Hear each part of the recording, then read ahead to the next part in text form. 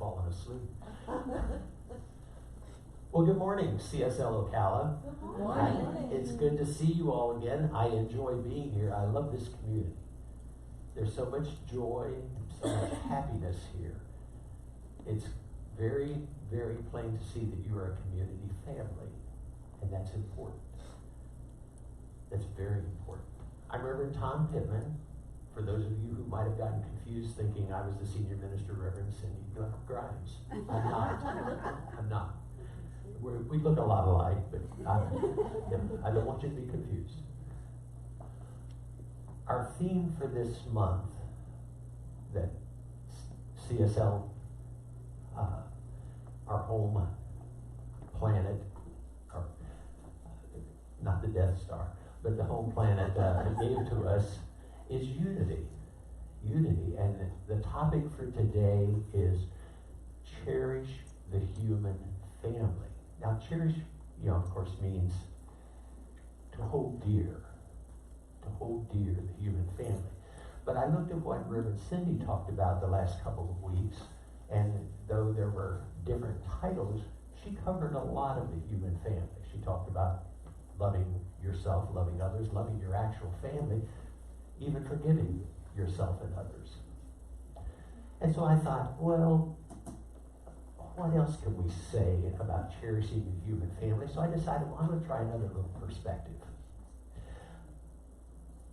So when we look at, and I'm going to do a little recap just for you, just because I want to do it from my perspective, from my point of view.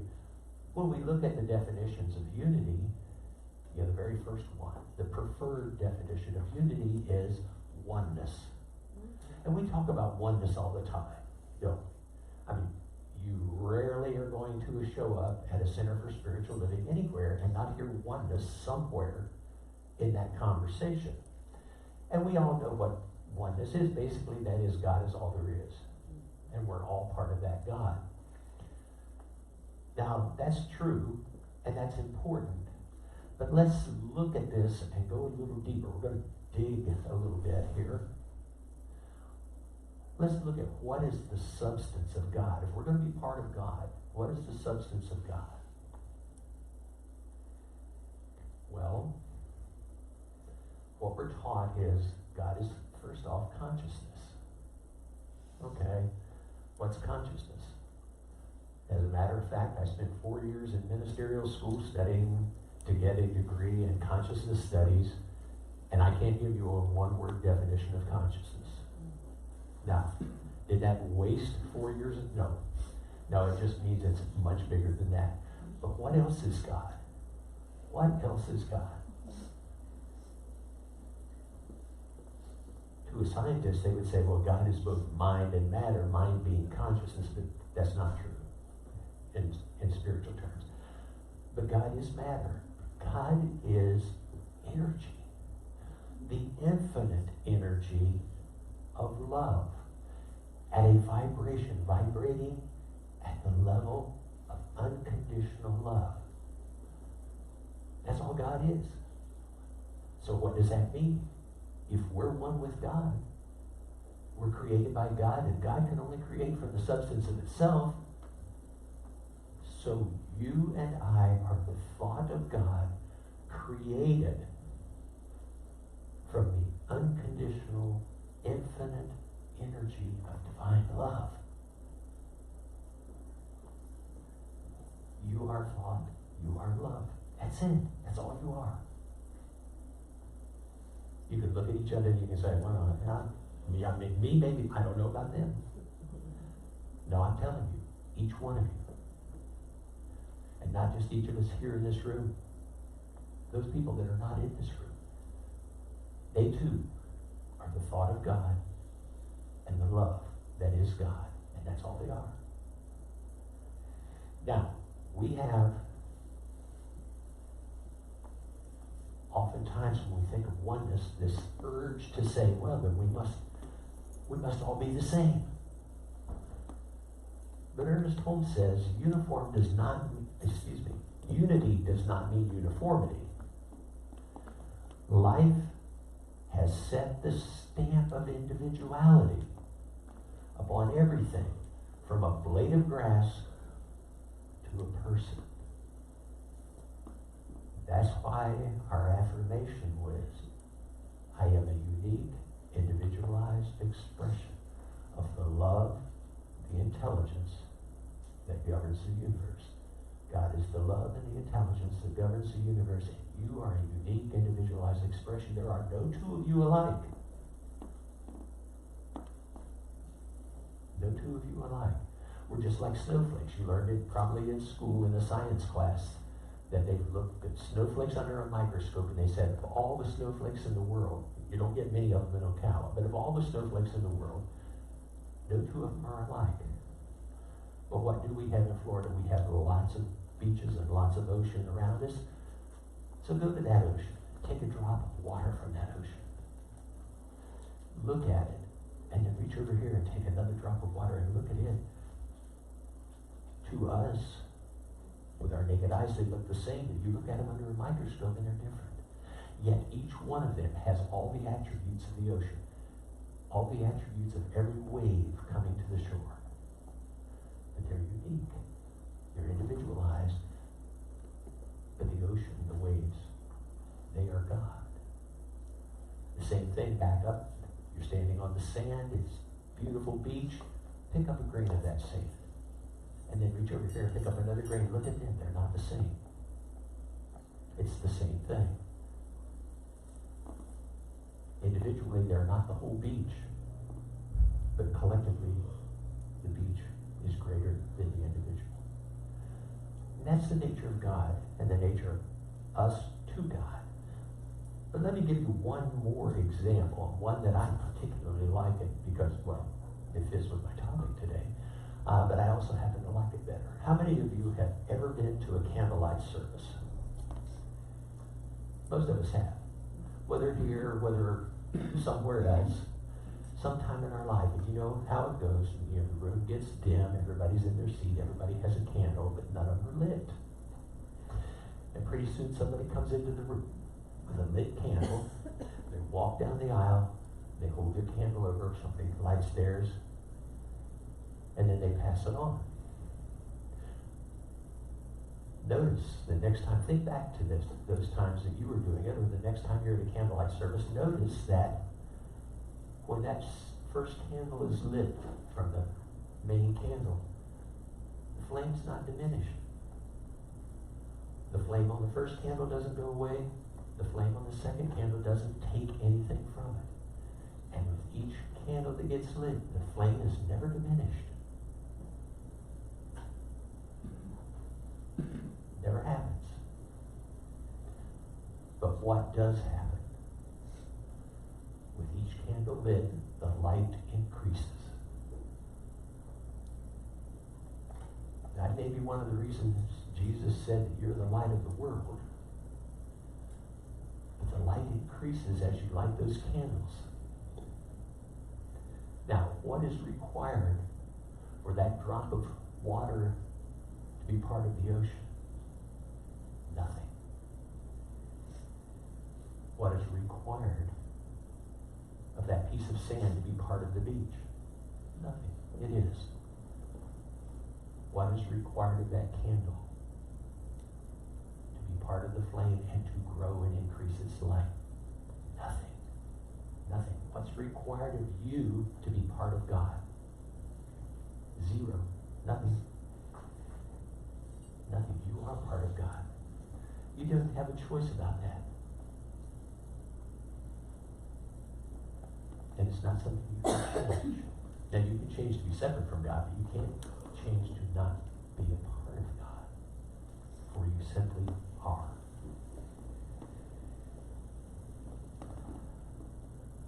Our quote for today by Thomas Troward speaks to this. He says, as our consciousness of unity becomes more perfect, so will the life-givingness of spirit become more apparent. So as you, the candle, recognize your own flame, recognize your own brilliance, it becomes more apparent. And as you light other candles, the light increases. And your consciousness grows. And you realize your unity more. everything, whether it's seen, whether it's unseen, is connected to this one great power that we know as God or Spirit. All right, so that's my recap. Now let's talk a little bit about the perspective I want to talk about. If you look in the dictionary under definitions of unity, under the preferred choice of oneness is the second choice. And you know what it is? It's a condition of harmony, being in accord. Harmony. And my desire for you is to look today at harmony with me, and to look at how harmony impacts our lives even when we don't think about it. Ernest Holmes said, original spirit, and he's speaking God, original spirit is harmony. Is harmony because the universe cannot be divided against itself. When you think back to where he was talking about everything being God, from a blade of grass being unique to a person being unique, if we are all harmony, we're all different, but we're all here together. We're all part of God, living together. Hopefully living in accord. Doesn't always happen, but hopefully that's what we're doing. So let me give you a little story. You know I like to tell stories. Let me give you a little story that demonstrates harmony. In a little southern church, pastor came to church one Sunday and he asked the oldest deacon in the church to stand up and give the opening prayer. And so the deacon stood up, he bowed his head, he closed his eyes, and he says, "Oh Lord, you know how I hate buttermilk." The preacher was he opens an eye, looks at it, and he's kind of surprised. He says, "Where is this going?" And the deacon goes on and he says, "And Lord, you know how I hate lard. I absolutely hate lard." Now the preacher's really perplexed because he doesn't know what's going to happen. But the deacon says, "And Lord, you know I'm not really fond of plain white flour. But when you mix them all together and you put them in a hot oven, I sure do love those biscuits that come out." Folks, that's harmony. It's taking a lot of different pieces and putting them together. And I can tell you, as someone who grew up in a southern family, and for the first many years of my life, my grandmama made fresh buttermilk biscuits every day, and there was just nothing better than a hot biscuit with some home-churned butter and some homemade jam or jelly or maybe some blackstrap molasses. It just, my mouth's watering thinking about it. Many times we don't know what God has in store, but it's probably a good idea to wait and see if it's not biscuits coming out of the oven.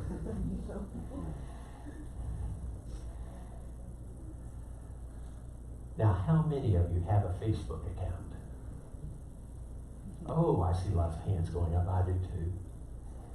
Now, I'm going to guess that some of you posted any number of things on Facebook. Well, let me suggest to you that, when we're here, I never hear a cross word. I never hear anybody say anything untoward or unkind or anything like that to each other. But you notice how easy it is when we get on Facebook or one of the other social media platforms to just get our hackles up and just tell somebody exactly what we think. It happens, and it happens right regular. So I want to ask you to just kind of, before you post something sometimes, particularly if it's something... Did we leave? Are we still here? We're going into another time zone. I want to ask you to think and ask yourself, is what I am doing, is it in harmony? Am I living congruently? Because a lot of times I see lots of political posts. I see lots of opinions about right and wrong and good and bad. I see lots about different social issues. And some of them aren't real kind. And unfortunately, some of them I've posted. And it happens to everybody. We're not immune to it. I've seen some things from some of my colleagues in the ministry with Science of Mind, with Centers for Spiritual Living, that have said some things that are downright unkind to people. And I'm going, I ask first, are they living our teaching? But then I have to look in the mirror and say, am I living our teaching? I remember the late Dr. Wayne Dyer said one time, remember, it's all about being in harmony with your source, with the divine. It says your thoughts either emerge from a beingness that's in rapport with love or in contradiction with it. Either in rapport or in contradiction. Now, I want to give you an example. I've got a friend back in North Carolina. I've known this lady for almost 40 years. She's a brilliant, brilliant lady. Smart as a whip. She runs a consulting business, and she's very good at her consulting business. She's slowing down now because she's getting to be about my age and wanting to work gently into semi-retirement. And she and I have talked over the years so that she can infuse her teachings in her consulting business with Science of Mind and other new thought concepts. And she teaches them where she goes. And I'm friends with her on Facebook. But about 40% of her posts every single day is how much she hates, and I'm not using that term lightly, how much she hates the president, our current president. Now, I'm not here to tell you good or bad. You make your own mind, and I don't share with you any thoughts about it. What my point is she's dwelling so much on this, that 3 times this year, 2019, she has been in the hospital. An otherwise very healthy person has been in the hospital. Not just in some nice private or semi-private room. Taken to the hospital by an ambulance and spent more than a week each time in ICU, the intensive care unit, each time having a doctor tell her, you are going to kill yourself if you don't reduce the stress and anxiety you've got. And when I talk with her, she says, I don't know where the stress and anxiety comes from. I've always been a high energy person. And she's like this most of the time. She's going here and going there and bouncing off the wall. And so I said to her, have you thought maybe that it's because you're angry about something? I said, could it be possibly the 7 to 12 hours a day that you tell me you're spending watching news shows about the president and posting hateful things on Facebook? And she says, well, you gotta know what's going on in the world. I'm going, to the point where you're so angry that it's gonna kill you? It can do that to you. It can do that to you. So I ask you to be aware of how are we reacting when we say somebody is making us angry. How are we reacting when somebody has a different point of view, a different opinion than we do? You get to choose.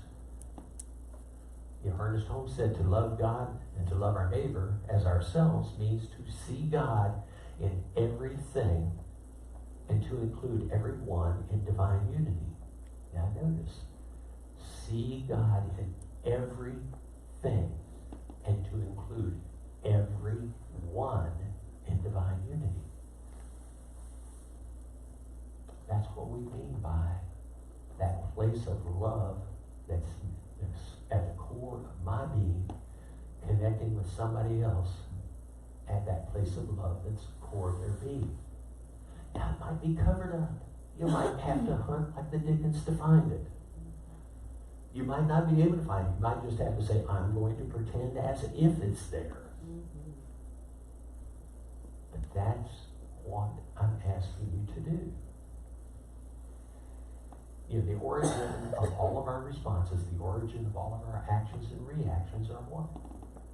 They're our thoughts and our perceptions.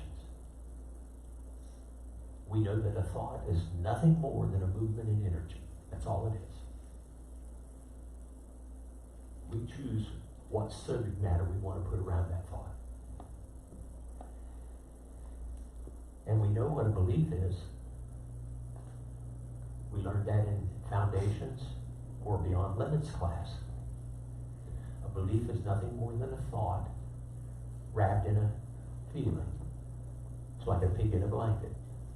You know, if you've had those hors d'oeuvres, y'all know what I mean. Probably a pig wrapped in little tiny hot dog wrapped in a piece of dough, or I like the ones with the hot dogs that are wrapped up in a piece of bacon.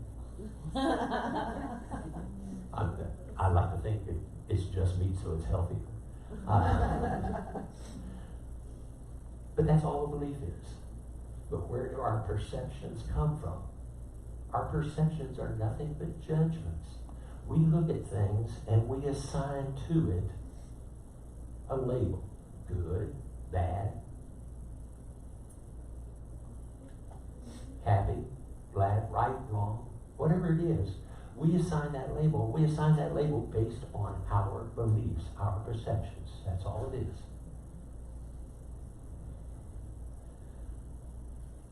What does that tell you then about your perceptions? What does that tell you about how you see things? It tells you that you're creating them. You create your own beliefs.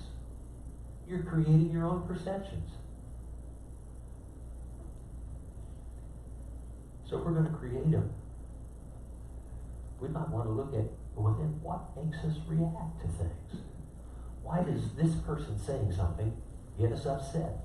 Why does this going on in the world cause us to just clench our fists and shake? It's very simple. It's very simple. It's because somebody's not meeting our expectations. By golly, I've got an expectation. It's right here. That expectation is mine. It's right. It's good. And if the world would just meet that expectation, everything would be fine. But if it doesn't, then I put my hands on my hips, I narrow my eyes, I stare at it, and I say, now that's just wrong. Wrong, wrong, wrong, wrong, wrong. And if I really get upset, I post it on Facebook about how wrong they are.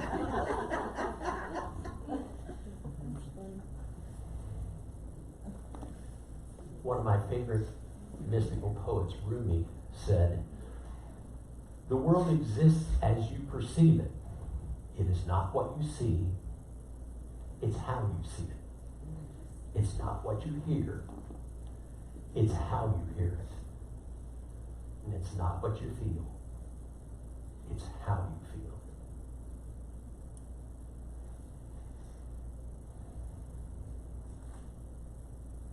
Harmony comes from inside you, and the only way it can get inside you is through your thoughts. And you can't have harmony in you if you have hate and anger and resentment in you. For those of you who've heard me speak before, you know one of the things that is really big in my ministry is recovery. And one of the first things we teach people in recovery is to let go of anger and resentment. To let it go. It's doing you no good, and it's blocking your way to love. You know, Ernest Holmes says, how we see ourselves and how we see everyone around us is God in action. Now, he's presuming we're looking with eyes of love. You're not being God in action if you're looking with eyes of hate or anger. But you are being God in action when you look with love. Because all you get to see is that love that is over there in that other person. And suddenly it's not hidden anymore. Suddenly it's not hidden.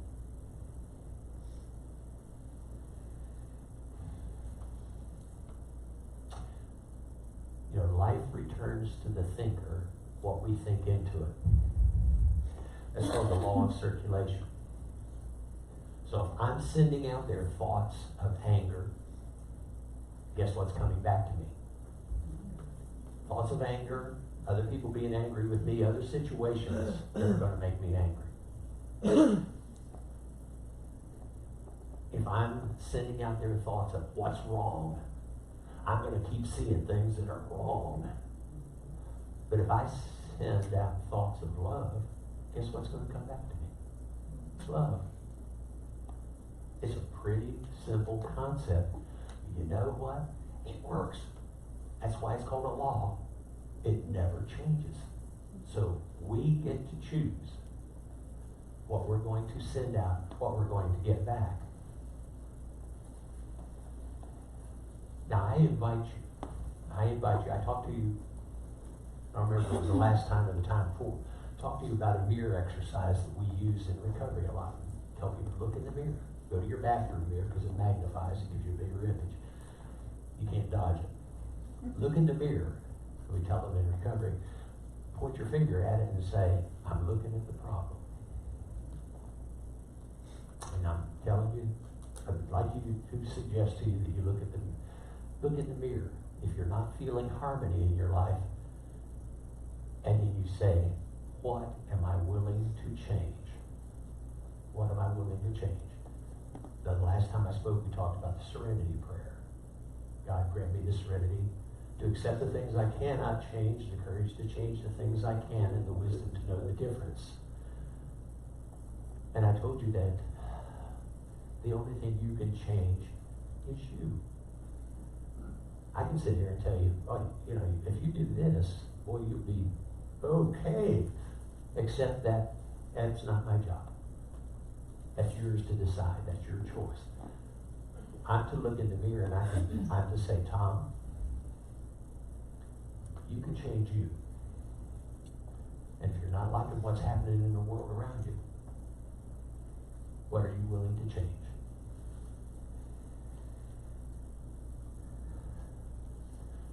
I assure you that life provides us the best result when we decide to live in love and harmony. When we send out love and get it back, we're going to also get back that harmony.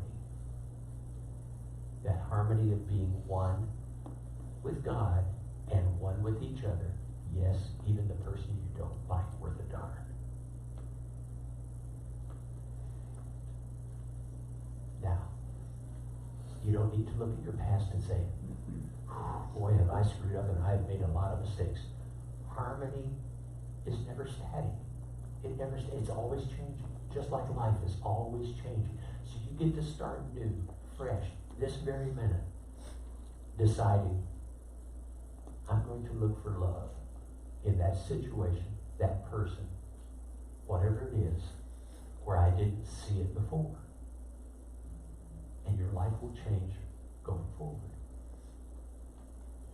It's not static. You're always a choice. Always. Every minute of the day, every second, every now moment, you are a choice. You need to choose what to think. You need to choose what to do.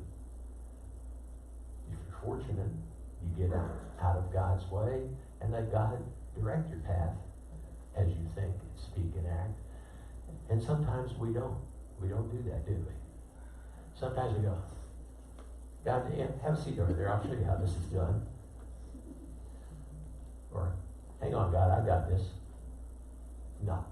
It doesn't quite work that way. That's not the way to live life, and that's certainly not the way to live it in harmony. So the next time someone really gets under your skin, or the next time some issue just gets you to the point where you clench your jaws and clench your fists, let me recommend to you. I'm not going to tell you you have to do it, just ask you to consider doing it. first thing to do is forgive that person or that situation. Take a moment and forgive them. You know, Reverend Cindy talked to you all about forgiveness. Remember, there's two big points about forgiveness. You can forgive someone or something, and that doesn't mean you have to let it back into your life. You can set healthy boundaries, and that person can be on the other side of the boundary. Okay? So you don't have to let it back in, so go ahead and forgive them. It doesn't cost you anything. And the second big thing about forgiveness to remember is it's not about them. It's about you. You don't forgive anybody for them. You forgive them to heal you. To be able to let go of that anger. To be able to let go of that resentment. To be able to let go of fear. Whatever it is around that out there, forgiveness is for you to heal you. The second thing I would ask you to consider is speak a word of blessing on them. Now that's not easy if it's a person, particularly somebody that you really disagree with. But speak a word of blessing on them. And our practitioners can help teach you how to bless somebody, but bless them and know for them the same peace, the same forgiveness, the same tolerance, the same understanding that you would willingly give a sick friend. The same that you so strongly desire for yourself. And each time you do it, it becomes just a little easier and a little easier and a little easier. Now, why is this important? I want to give you one more quote. This will be my last quote for today, and it's by the Yogi Bhajan. He says, if you're willing to look at another person's behavior toward you as a reflection of the state of their relationship with themselves rather than a statement about your value as a person, then you will, over a period of time, cease to react at all. Wouldn't that be nice if that person that just aggravates the bejeebus out of you lost all their power to do that? All because every time they came to your mind, you stopped yourself from getting angry and you spoke a blessing for them, asking that they have the same love, joy, and happiness in their life that you have in yours. It works. I'm telling you, it works. So folks, I'm going to conclude now. I forgot to watch the time, so I don't have any idea how long I've kept y'all. But I want you to remember that we choose harmony as a way of life when we choose to live in the flow. When we're living in the flow of divine love, we've chosen harmony. We are individual, unique expressions of God in accord when we're in harmony. And I'll tell you a little story to remind you how to do that. There was a young lady, and she was walking through a meadow, and she saw a butterfly impaled on a thorn. And so she stopped, very carefully released the butterfly, and it flew away, and then turned around and came back and turned into a beautiful good fairy. And the good fairy said, for your kindness and your generosity, I'm going to grant you your fondest wish. And the young lady thought for a moment, and she said, I want to be happy. And the good fairy leaned over, whispered something to her ear, and then disappeared. But from that day forward, forever, anybody that knew her, she was the happiest person in the entire world. And people would say to her, what's the secret of your happiness? How did you get to be so happy? And she would just smile and say, I listened to a good fairy. Well, as happens to everyone, she was getting old. And she was near the end of life. She was on her deathbed. And the neighbors were afraid that her wonderful secret would die with her. So they said to us, please tell us the secret. What did the good fairy say to you? And she smiled lovingly, because she was still beautiful. She was so happy. And she said, the fairy said to me to remember that everyone in the world, no matter how strong and powerful and happy they may seem, everyone in the world has need of me. Be kind, be loving. Folks, remember the words of the good fairy. Live in harmony, because you'll be living in love. And so it is. Namaste.